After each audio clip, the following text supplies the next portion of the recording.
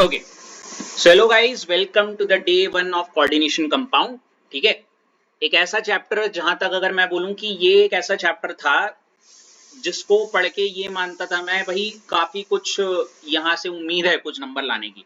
मेरे टाइम पे ये आता था 5 नंबर का, अब से इसकी थोड़ी वेटेज बढ़ गई है, ये 7 या 8 की रेंज में रहता है नॉर्मली। ठीक है भाई, गॉट इट। कोऑर्डिनेशन कंपाउंड और बहुत ही खूबसूरत चैप्टर है। ठीक है, इतना मैं अश्योर कर सकता हूँ कि ज्यादा इसमें दिक्कत ना होने की संभावना है एज कम्पेयर टू जो पीछे वाले थोड़े से थोड़ा वैसे टाइप्स के थे ना। थोड़ा स्ट्रेट चैप्टर है सीधे। तो हेडिंग डाल देना कोऑर्डिनेशन कंपाउंड, डाल दिया। ठीक है, और डे 1 और ये टॉपिक 1 है। टॉपिक 1 चल रहा है अभी।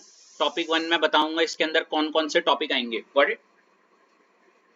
तो ऐश आपसे शुरू करते हैं। Coordination compound. कोऑर्डिनेशन कंपाउंड सुनते ही आपके दिमाग में कुछ इमेज आई है क्या, या कुछ भी आपके दिमाग में आ रहा हो?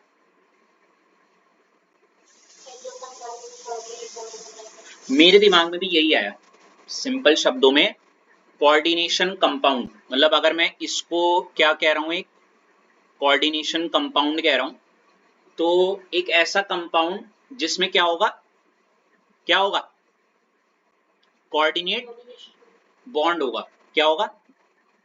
Coordinate bond. तो सिंपल शब्दों में कंपाउंड विच हैव क्या, coordinate bond.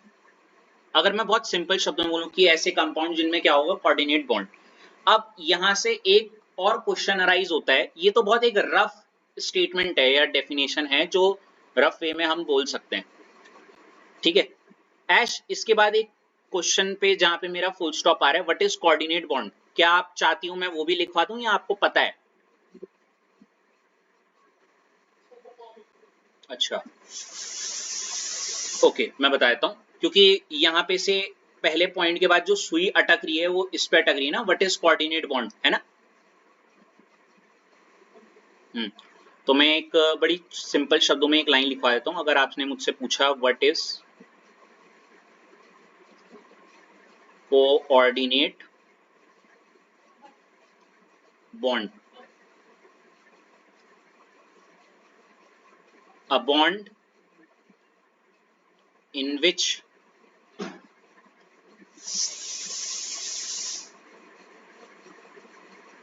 a bond formed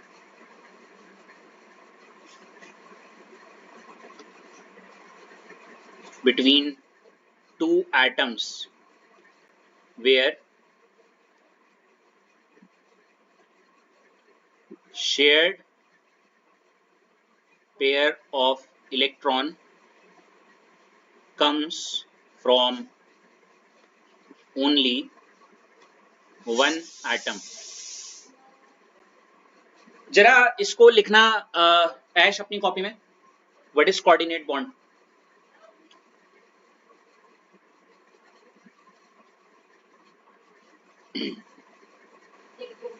okay, एक एग्जाम्पल इसका NH4 पॉजिटिव, या फिर कभी आपने सुना होगा ये वाला H3O पॉजिटिव, ये भी लिखना।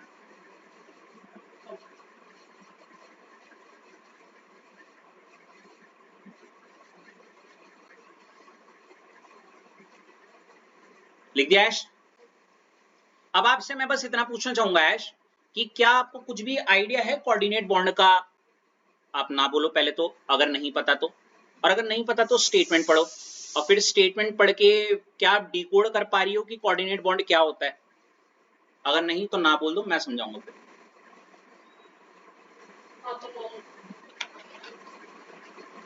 देखो क्या है यहाँ पे,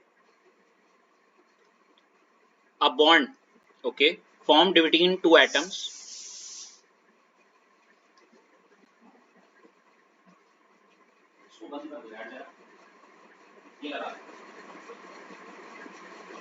लिटरली आज मेरे को लग रहा है कुछ होने वाला है, बहुत बहुत होच-पोच हो रहा है।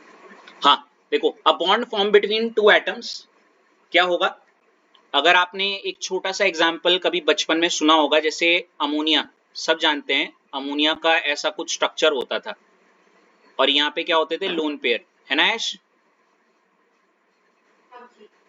अब अमोनिया के बाद, अगर ये तो है अमोनिया, लेकिन अगर मैं एक बात बोलूं, इसमें अगर मैं H पॉजिटिव जोड़ूं, क्या जोड़ूं इस पे? H positive. अब देखो, पहले H पॉजिटिव को समझना बहुत ज्यादा जरूरी है। H पॉजिटिव का मतलब ये होता है, अगर मैं H की बात करूं सिर्फ, H क्या होता है? H होता है 1 1, है ना? इसका मतलब होता है इसमें इसका एटॉमिक नंबर, जो कि एटॉमिक नंबर है वो क्या है? 1। इसका प्रोटॉन भी क्या है? मेरे ख्याल से 1। इलेक्ट्रॉन भी 1, है ना? न्यूट्रॉन भले ही 0 है ना? लेकिन अगर मैं H पॉजिटिव बोलूं, आपको पता है H पॉजिटिव के केस में नंबर ऑफ इलेक्ट्रॉन कितने होंगे, बताओ? Any guesses? Very good, 0 electron. मतलब H पॉजिटिव एक ऐसी चीज है जिसपे इलेक्ट्रॉन नहीं है। अब देखो, ये H पॉजिटिव घूमता हारा बेचारा, क्योंकि ये लोन पेयर है, लोन पेयर H पॉजिटिव को अपनी तरफ अट्रैक्ट करते हैं या जो भी है, इतना ज्यादा कंफ्यूज ना करते हुए, ये H पॉजिटिव अगर इधर आएगा इसके आसपास, ठीक है, H पॉजिटिव ये आया बेसहारा ऐसे करके, H पॉजिटिव ऐसे समझ लो ऐश, आपके बगल में एक सीट में बैठा हुआ एक ऐसा बच्चा, पेपर है लेकिन उसके पास एक भी पेन नहीं है, ना ब्लू पेन ना रेड पेन। समझ रही हो बात? समझ रही हो? ये मान लेते हैं आप हो ऐश एन, ये रहा आपका ब्लू पेन और ये रहा आपके पास ब्लैक पेन भी है, ठीक है। लेकिन ये जो बच्चा है नालायक सा, मुंह उठा के आ रखा है, इसके पास दोनों ही पेन नहीं है, ठीक है। अब आप तो अपना मस्त पेपर कर रही हो क्योंकि आपके पास ब्लू पेन भी है रेड पेन भी, लेकिन ये जो H पॉजिटिव नाम का लड़का है, इसके पास दोनों ही पेन नहीं है। Got it? ऐसी खाली बैठा हुआ है। लेकिन पता नहीं क्यों ये इसका, ये जो आपका जो के बगल में बैठा हुआ है, आप इनको अच्छा मानते हो, ये अच्छा इंसान है, आपका बचपन का दोस्त है, तो आपने बड़े प्यार से बोला कि यार चल तू टेंशन मत ले, मैं जब ब्लैक से कर रही हूँ और ब्लू से, तू मेरे दोनों ही पेन ले सकता है, ले ब्लैक भी यूज कर लियो जब, और ब्लू भी। मतलब एक तरीके से उसके पास अपने इलेक्ट्रॉन्स नहीं है, लेकिन क्या है, एज अ नाइट्रोजन अगर मैं बोलूं, नाइट्रोजन के पास अपने दोनों इलेक्ट्रॉन है, ठीक है। Getting my point? तो ये क्या करेगा, यहाँ पे एक अजीब सा बॉन्ड बनेगा, देखो कैसा, जहाँ पे HNH और ये H, और यहाँ पे ऐसा एरो बनाते हैं हम यूं करके, अगर आपने कभी देखा होगा ऐसे, ऐसे एरो वाला, और यहाँ पे हो जाता है H पॉजिटिव।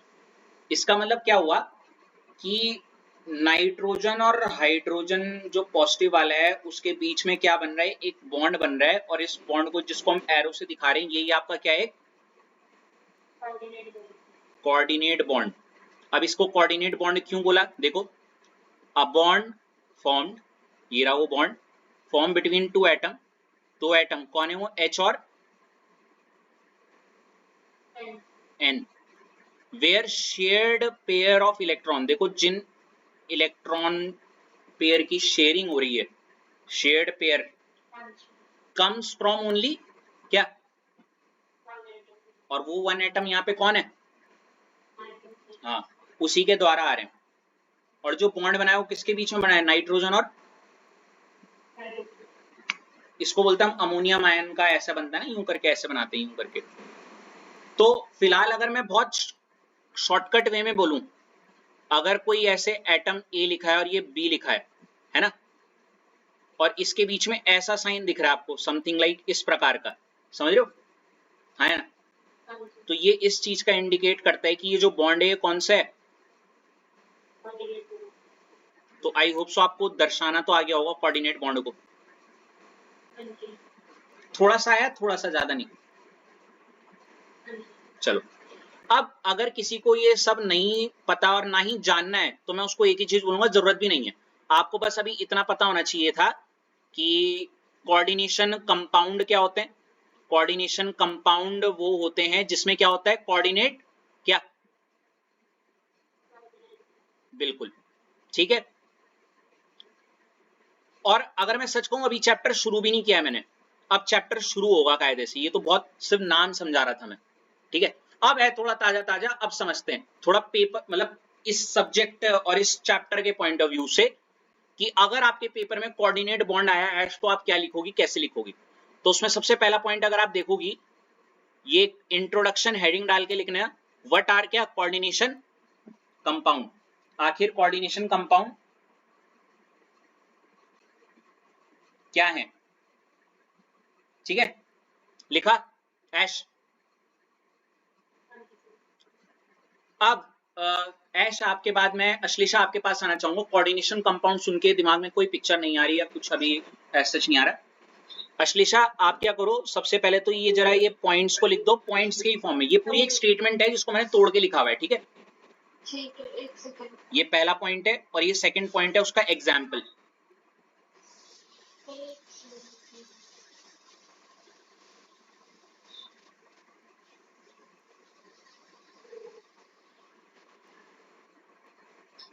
इसको उतार लो फटाफट।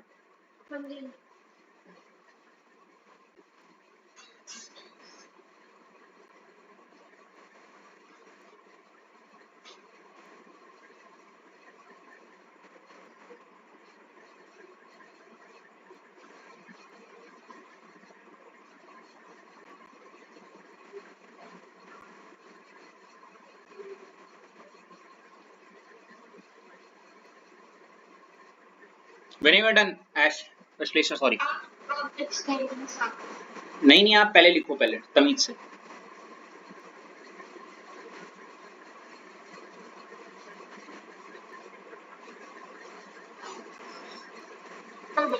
हो गया, बिल्कुल अब कान खड़े रखना, बिल्कुल ठीक है।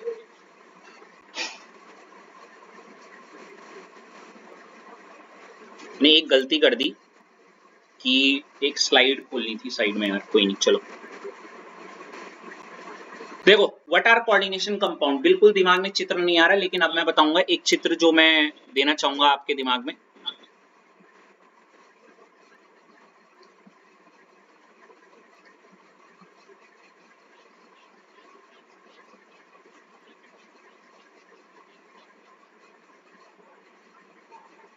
स्टार्ट है ना, थोड़ा तमीज से करेंगे। देखो, so what are coordination compound, इसमें सबसे पहला पॉइंट है अश्लेषा, अगर आप देखोगे these are the complex compound. Ashlesha complex compound का कभी अगर आपने कभी शब्द सुना होगा, कॉम्प्लेक्स क्या होता है? एक होता है सिंपल, चलो दो चीजें। कॉम्प्लेक्स तब होता है जब बहुत उलझा हुआ हिसाब किताब हो, है ना।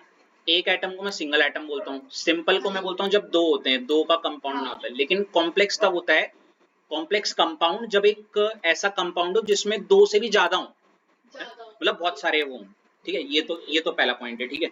कॉम्प्लेक्स कंपाउंड है वेयर सेंट्रल मेटल, ध्यान से सुनना, अभी सिर्फ रटवा रहा हूं पहले, कि जब आप इस कोऑर्डिनेशन या कंपाउंड की बात करोगे, इसमें ये कुछ इसकी बनावट कुछ इस प्रकार होती है कि यहाँ पे दो चीजें होती हैं कोऑर्डिनेशन कंपाउंड में। एक को हम बोलते हैं सेंट्रल मेटल, और व्हेन आई से मेटल, मेटल है मतलब, और वो भी सेंट्रल, सेंट्रल मतलब इसका जब हम स्ट्रक्चर बनाते हैं तो बीचों बीच में एक चीज होती है जिसको हम बोलते हैं क्या, मेटल, ठीक है। तो ये मेटल बीच में होता है, ठीक है। और इस क्योंकि सेंटर में इसलिए सेंट्रल इज बाउंडेड, बाउंडेड मतलब वैसे तो बाउंडेड होता है घिरा हुआ, है ना। या अगर बॉन्डेड बोलो तो जुड़ा हुआ, ठीक है। हाँ, अगर मैं बॉन्डेड बोलूं, बॉन्डेड, और ये देखो ये जुड़ा रहता है, ये पता है क्या रहता है, जुड़ा रहता है कुछ अजीब सी चीजों से। देखो, विद न्यूट्रल और एनायनिक एटम, इसका मतलब ये हुआ मेटल के जो इधर इधर इधर इधर, चार भी हो सकते हैं, छह भी, कोई भी, मैं बाद में बताऊंगा, लेकिन मेटल तो बीच में होता है। और एक अजीब सी चीज होती है, ये लिखा हुआ है ना आपने, विद न्यूट्रल और एनायनिक एटम, है ना। चाहो तो मेरी एक छोटी सी रिक्वेस्ट है, उसको जो आपने थर्ड पॉइंट लिखा है ना, उसके बाद ब्रैकेट में एक टर्म लिखना जो कि बाद में आएगा, लीगेंड, क्या आएगा, लीगेंड। तो मैं ये कहना चाहूंगा मेटल बीच में होता है और इसके इर्द गिर्द कुछ चीजें लगी रहती हैं जिसको हम क्या बोलते हैं, क्या बोलते हैं, लीगेंड। क्या बोलते हैं, लीगेंड होते हैं। अब आप बोलोगे सर ये लीगेंड तो बहुत नया शब्द है, क्या हो सकता है? तो मैं बोलूंगा लीगेंड कुछ नहीं है, देखो ब्रैकेट के आगे ही आपके आंसर लिखा हुआ है। वो लीगेंड क्या हो सकता है कि ये सेंट्रल मेटल के इर्द गिर्द जो चीज होती है उसको लीगेंड नाम दिया। और ये लीगेंड या तो कैसे हो सकते हैं, न्यूट्रल, न्यूट्रल मतलब इसका मतलब ये मैं तब रिवील नहीं कर रहा हूं अभी, ये लीगेंड कोई एक ऐसी चीज हो सकती है जिसपे कोई चार्ज, इसीलिए वो न्यूट्रल वर्ड यूज किया, ठीक है। या फिर ऐसा हो सकता है जैसे अभी देखो यहाँ कोई चार्ज नहीं है तो ये न्यूट्रल वाला हिसाब है। और अगर ऐसा हो कि जैसे मेटल है और इसके इर्द गिर्द जो चीज लगी हुई है उस पे देखो लीगेंड पे जैसे कैसे चार्ज हो गया, नेगेटिव दिख रहा है ये, तो ये कौन सा वाला लीगेंड हो गया बताओ, एनायनिक एटम, समझ रहे हो? तो बहुत सिंपल सा है, देखो these are the complex, complex है क्योंकि देखो एक दो से ज्यादा एटम्स हैं, दिख रहे हैं बहुत सारे एटम्स हैं, तो कॉम्प्लेक्स कंपाउंड है। इन विच सेंट्रल मेटल एटम, अब दिमाग में पिक्चर भी आ रही है, देखो बीच में है central metal atom bonded to क्या, आप चाहे तो बॉन्डेड टू डायरेक्ट ऐसे बोलो बॉन्डेड टू लीगेंड्स, या फिर बॉन्डेड टू न्यूट्रल एटम्स में ये वाली पिक्चर आ रही होगी, और एनायनिक एटम्स के लिए ये वाली, और ब्रैकेट में ये जो चीज है ये न्यूट्रल या ये जो एनायनिक है इसको हमने एक नाम दे रखा है जिसको हम क्या बोलते हैं, लीगेंड, लीगेंड, ठीक है। बियॉन्ड इट्स वैलेंसी, ये बड़ा प्यारा शब्द है अश्लेषा, बियॉन्ड इट्स वैलेंसी, क्योंकि ये थोड़ा सा आपको देखो कंफ्यूज कर सकता है, लेकिन अगर मैं इसको बहुत सिंपल शब्द में बताऊं, मान लेते हैं ये सेंट्रल मेटल एटम में ये रहा आयरन, आपने अश्लेषा आयरन का सुना होगा, आयरन या तो +2 शो करता है या तो +3, वो उसकी नॉर्मल वैलेंसी है जो वो शो करता है। लेकिन आप सरप्राइज हो जाओगी जब इस आयरन को मैं एज अ कोऑर्डिनेशन कंपाउंड में जब लूंगा ना, ये +2 +3 से भी ज्यादा वैलेंसी शो कर देता है। इसीलिए इस शब्द का इस्तेमाल किया गया है कि बियॉन्ड इट्स वैलेंसी। जैसे नॉर्मली मुझे पता है +2 +3 शो करता है, लेकिन यहाँ पे ये +4 तक चला जाएगा, कहाँ चल जाएगा, +4 +6 ऐसे, जो नॉर्मली उस मेटल की वैलेंसी होती है उससे भी क्या ज्यादा, इसलिए उस शब्द का इस्तेमाल किया है बियॉन्ड इट्स क्या, हाँ। अगर एक पल भी किसी को डाउट हो रहा है तो मैं देखो उसको एक एग्जांपल के थ्रू बताता हूँ आपको। यहाँ पे देखो एक एग्जांपल लिखा हुआ दिख रहा है K4, जानना है एक एग्जांपल बताने, हेलो, अगर मैं सब भूल जाओ बस इतना देखो, उस एग्जांपल को भी छोड़ो, इतना देखो, मैंने मान लेते हैं एक डब्बा है Fe ब्रैकेट में CN6 और नहीं नहीं नहीं अभी नहीं, अभी रिवील करूंगा तो दिक्कत हो जाएगी, अभी स्टेटमेंट के लिए कोई थोड़ी सी हाँ जी। तो एक बार, अभी नहीं, अभी रुक जाओ, अरे मतलब उसको पॉइंट को एक्सप्लेन करने के लिए जो मैं बोल रहा था, अभी नहीं तो दिक्कत हो जाएगा। तो यहाँ पे हमने क्या बोला, अभी जितने पॉइंट्स हमने लिखे कि व्हाट इज कोऑर्डिनेशन कंपाउंड, तो पहला पॉइंट है अश्लेषा क्या था, these are the complex compound, complex मतलब दो से ज्यादा एटम्स दिख रहे हैं मुझे उस स्ट्रक्चर में, ठीक है। और क्या बोलते हैं यहाँ पे इन विच एक सेंट्रल मेटल एटम होता है ना, बीचों बीच में, सराउंडेड बोल लो, बॉन्डेड बोल लो, बाउंडेड बोल लो, जो भी है, बॉन्डेड विद न्यूट्रल या फिर एनायनिक एटम, और इन दोनों को हम एक स्पेशल नाम देते हैं जिसको हम क्या बोलते हैं, हाँ, कि या तो तुम न्यूट्रल वाले को भी लीगेंड बोल सकते हो, एनायनिक वाले को। बियॉन्ड इट्स वैलेंसी, वो जो सेंट्रल मेटल एटम है उसकी नॉर्मली जो वैलेंसी होती है उससे वो क्या करता है, ज्यादा शो करेगा। जैसे एक एग्जांपल के तौर पे Fe +2 +3 शो करता है, लेकिन क्या,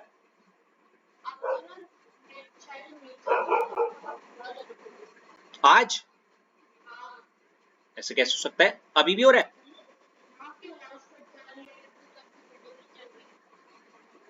ऐश हो रहा है क्या ऐसा,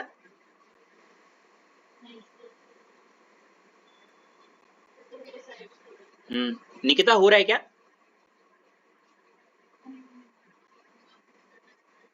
उधर से ही हो रहा है अश्लेषा? हेलो हेलो, उधर से ही हो रहा है अश्लेषा? हाँ जी। मैं तभी तो कह रहा, अगर होता तो इधर से सबके ही तो होता। तो अच्छा सच बताना अश्लेषा कि आपको स्टेटमेंट रटी रटी मतलब बोल रहा हूँ जैसे रटी है, कोई दिक्कत नहीं, वही चाह रहा था मैं भी। अब देखो इवन मैं अगर यहीं पे इसका एक एग्जांपल जो कि मैं अभी रटवाने के पॉइंट ऑफ व्यू से ही बोलूंगा। अच्छा एक चीज और मैं वैसे बताना भूल गया, यहाँ पे बियॉन्ड इट्स वैलेंसी लिखा था ना, वहां पे लिखा था ना यहाँ पे। इसके बाद एक पॉइंट चाहो तो और इसमें ऐड ऑन कर सकते हो, हाँ जी। Via coordination bond. क्या वाया कोऑर्डिनेशन बॉन्ड। मतलब जो लिगेंड और मेटल के बीच का जो बॉन्ड होता है वो कैसा होगा? कोऑर्डिनेट होता है। हाँ देखो ऐसे कुछ होता ही है। और शायद मेरे इस डायग्राम में जो साइन मैं बना रहा हूं उसको देख के आप थोड़ा सा शायद डिकोड कर पाओ कि वो हो क्या रहा है। ऐश ने अच्छा और स्टार्टिंग में कोऑर्डिनेट बॉन्ड पूछ लिया, ऐश है ना। साइन के थ्रू आपको समझ में आ रहा होगा कि कौन इलेक्ट्रॉन का पेयर दे रहा है और कौन ले रहा है। हाँ जी।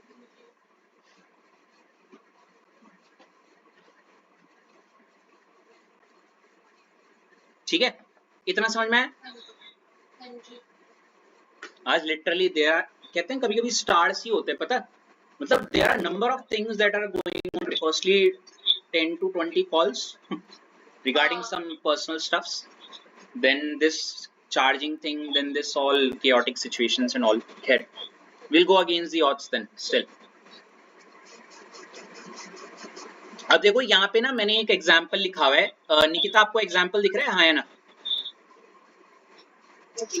देखो क्या है, K4 ऐसे एक डब्बा बना रखा है, Fe ब्रैकेट Cn होल 6 दिख रहा है आपको?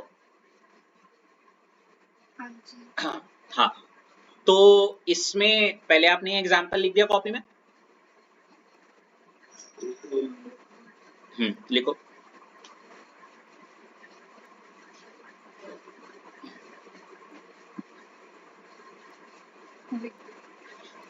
इसका नाम भी लिख सकती हो, पोटेशियम हेक्सासाइनोफेरेट। हालांकि मैं आगे नेमिंग सिखाऊंगा आगे इसकी पूरी, कि क्यों पोटेशियम, क्यों हेक्सा, क्यों साइनो, क्यों फेरेट, सब आगे पढ़ेंगे हम।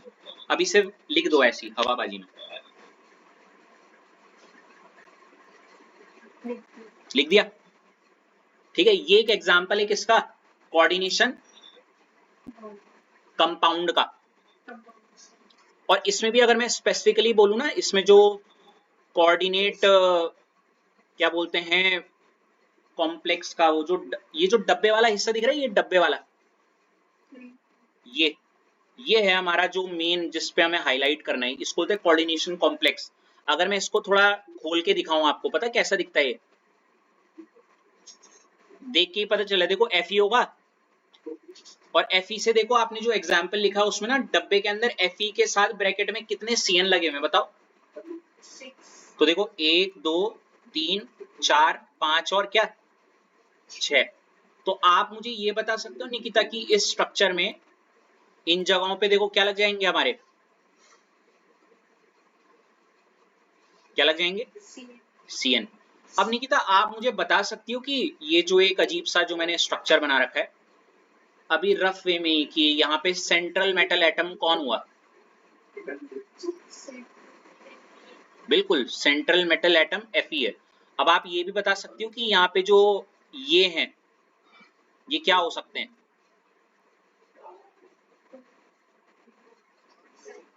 साइड वाले लीगेंड क्या होंगे, है ना? देख रहे हो कैसे? अब आपकी वो डेफिनेशन, ये मैं समझा नहीं रहा हूं कि क्या होता है लीगेंड, क्या सेंट्रल एटम, मैं तो वो जो ऊपर डेफिनेशन पढ़ी थी ना उससे रिलेट करवा रहा हूं, समझ रहे हो? जिसमें हमने बोला था एक कोऑर्डिनेशन कंपाउंड है या कॉम्प्लेक्स कंपाउंड है। कॉम्प्लेक्स मतलब दो से ज्यादा है, जहां पे एक सेंट्रल मेटल एटम होगा और उस सेंट्रल मेटल एटम के इर्द गिर्द क्या होते हैं, बहुत सारे या तो न्यूट्रल एटम होंगे या एनायनिक होंगे, और उनको हमने एक नाम दिया लिगेंड है, ठीक है, है ना। और ये जो सेंट्रल मेटल एटम की वैलेंसी है वो नॉर्मली उससे ज्यादा शो करता है, बियॉन्ड इट्स वैलेंसी वाला पॉइंट।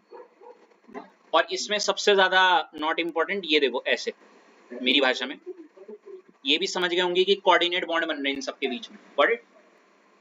चलो अब मैं आपको फिर बता रहा हूँ निकिता, इस पूरे जो मैंने बात बताई है उसमें सिर्फ मेरा इकलौता अगर मेरा मोटिव जो था वो सिर्फ ये था कि आपको कोऑर्डिनेशन कंपाउंड की डेफिनेशन याद करवाना, समझाना भी नहीं, याद करवाना। क्या मैं उस मोटिव में फुलफिल हो चुका हूँ? चलो अगर ये हो गया तो इट्स वेल एंड गुड। हाँ शॉर्ट शॉर्ट, सॉरी यार, ऐसे ऐसे ऐसे, क्योंकि अभी रफ वे में बता रहा हूँ, अभी तो बहुत चीजें समझनी है अभी।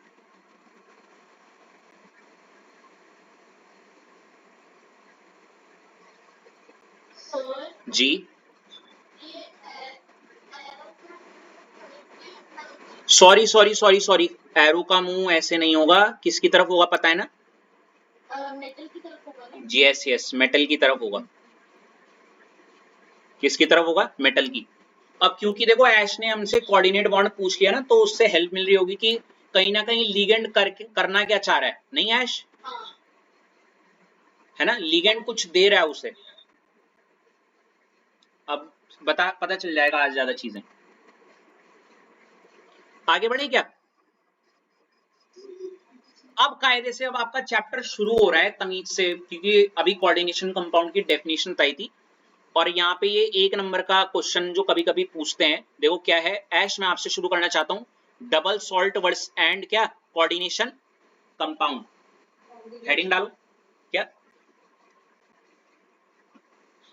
ऐश मुझे 9 बजे रोक देना फॉर दैट, या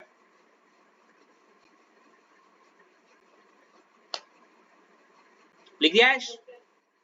ठीक है, तो एक तरफ आप अगर आपने लिख दिया है तो एक तरफ आप लेफ्ट साइड में लिख दीजिए डबल सॉल्ट, ठीक है, और राइट साइड में आप लिख दीजिए कोऑर्डिनेशन कंपाउंड, ठीक है।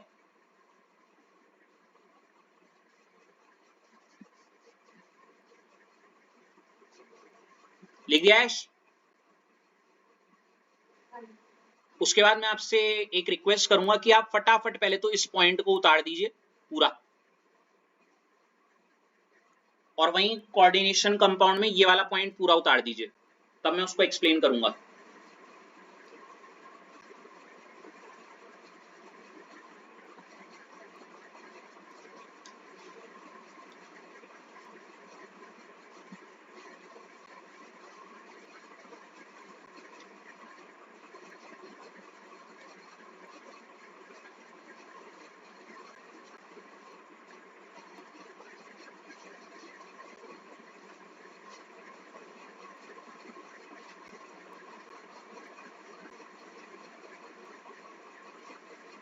लिखिए ऐश?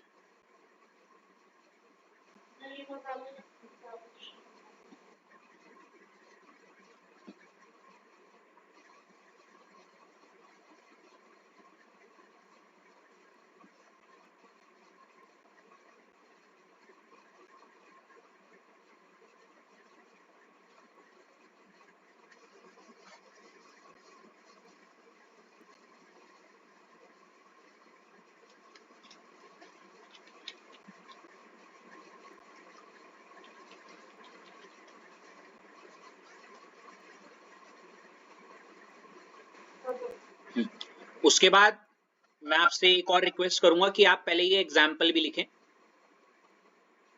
KAl bracket SO4 bracket 3.12H2O, जिसको हम फिट करी बोलते हैं, पानी में डाला और ये सब अपने आयंस में टूट गया, ठीक है।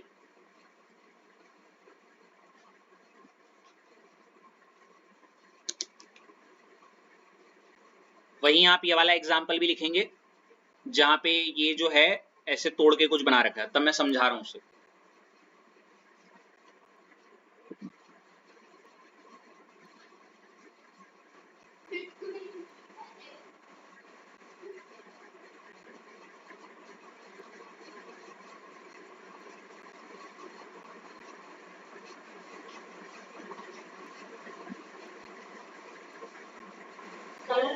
जी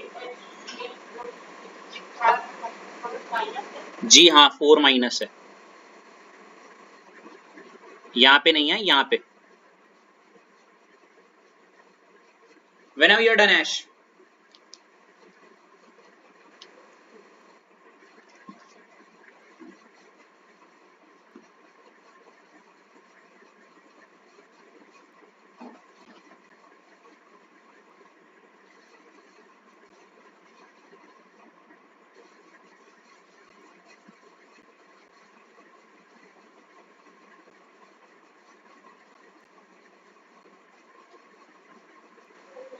चलो समझे हम इसे। अब देखो, इससे पहले कि हम कोऑर्डिनेशन को जब पढ़ते हैं ना, कोऑर्डिनेशन कंपाउंड को डिटेल में, एक्चुअली ये अराइज कैसे हुआ, क्योंकि ना बहुत कंफ्यूजन होती थी ये दो चीजें। क्योंकि सबसे पहले आया नॉर्मल सिंपल सॉल्ट, फिर आया एसिडिक सॉल्ट, फिर आया बेसिक सॉल्ट, फिर आया क्या बोलते हैं डबल सॉल्ट। तो बहुत कंफ्यूजन होती थी कि डबल सॉल्ट और ये जो कोऑर्डिनेशन कंपाउंड है ये कैसे अलग है। तो मैं आपको बता देता हूँ। पहले तो इसमें 2 नंबर का ये कभी कभी पूछ भी देते हैं टीचर्स। पहले तो देखो ऐश आपकी टर्न ही चल रही थी। हाँ, डबल सॉल्ट देखो देखो, दीज आर द कंपाउंड, ये है वह कंपाउंड है विच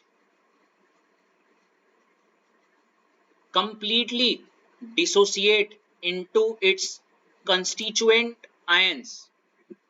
इसका मतलब क्या हुआ, मान लेते हैं ऐश, मैंने एक क्या लिया है, वेसल लिया, और उसमें मैंने क्या करा, देखो क्या ले लिया, पानी। क्या ले रखा है, पानी, वाटर।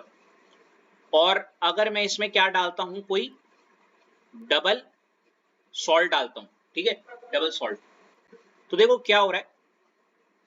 और उस एग्जाम्पल के तौर पे देखो मैंने ले लिया, देखो ये एग्जाम्पल भी दे रखा है कि ये फिट करी, क्या ले रखा है, फिट करी। फिट करी का फॉर्मूला क्या होता है ऐश, देखो KAlSO4 whole thrice dot 12H2O, ठीक है ऐश, है ना। अब ये बोला कि जब हमने इस फिट करी को मान लेते इस पानी में डाला यहाँ पे, तो पता क्या हुआ, देखो, which completely dissociate into its constituent ions, मतलब जिस जिस आयन का हम वो बना है वो सारे के सारे आयंस क्या हो गए, बिल्कुल अलग अलग। देखो इसलिए तो लिखा हुआ है KLSO4 whole thrice dot 12H2O when dissolve in water. आपको आंसर में क्या क्या मिला, देखो K पॉजिटिव अलग हो गया, Al3 पॉजिटिव अलग हो गया, SO4 2 नेगेटिव अलग हो गया, और वाटर अलग ही हो गया, वाटर में डिसॉल्व हो गया। समझ लो क्या हुआ।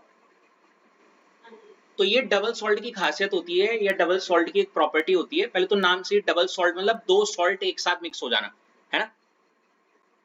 तो डबल सॉल्ट की खूबसूरत बात ये थी कि जैसे ही मैंने डबल सॉल्ट को पानी में डाला, डबल सॉल्ट चुपचाप, सारे जितने भी लोग थे सब, मतलब मेरे दिमाग में पता क्या आ रहा है, एक फैमिली के 4 लोग हैं, सबके सब अलग अलग सोच रखने वाले, सबके सब टूट गए, बिखर गए, सबके सब, किसी की सोच नहीं मिल रही, सब अलग अलग हो गए, दिख रहा है ना।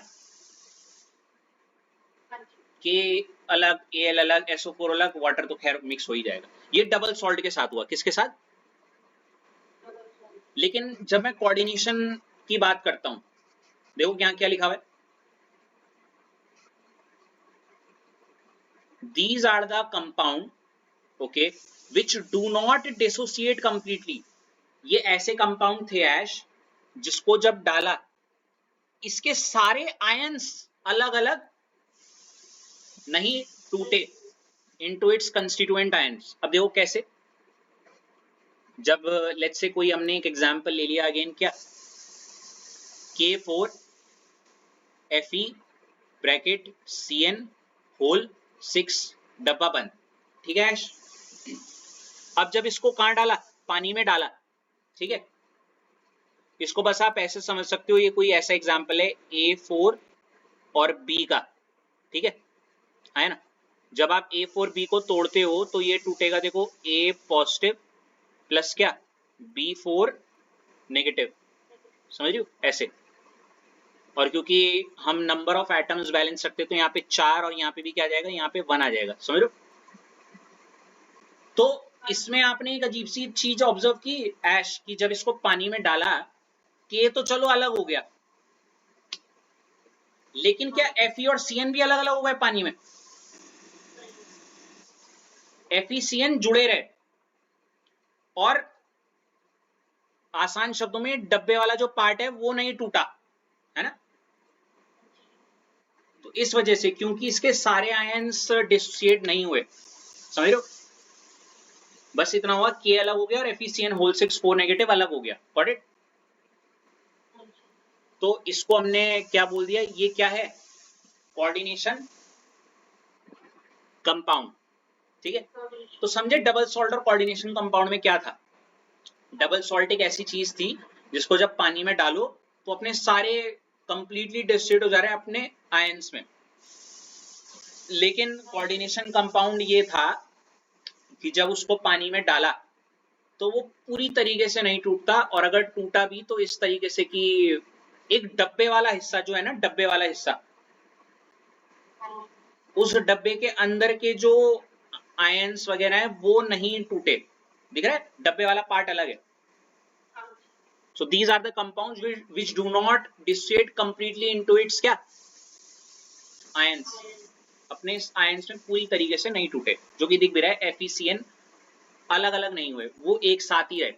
कोई तो शक्ति थी जिसने उसको रोक के रखा हुआ था कि भाई नहीं, हम नहीं टूटेंगे, ऐसे करके।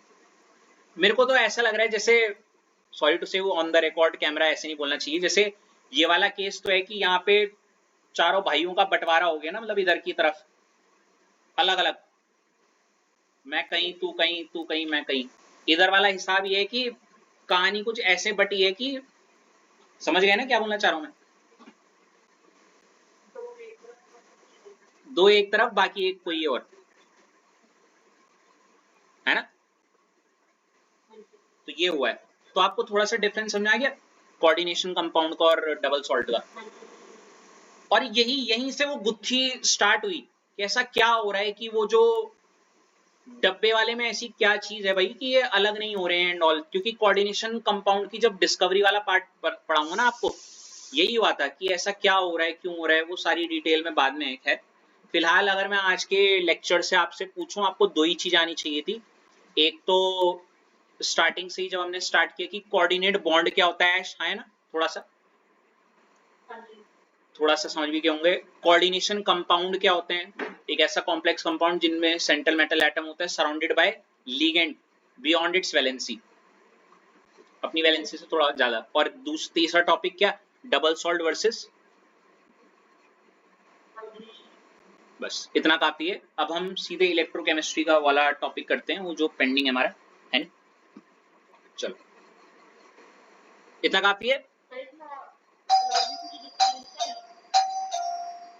क्या? नहीं नहीं, इतना ही है,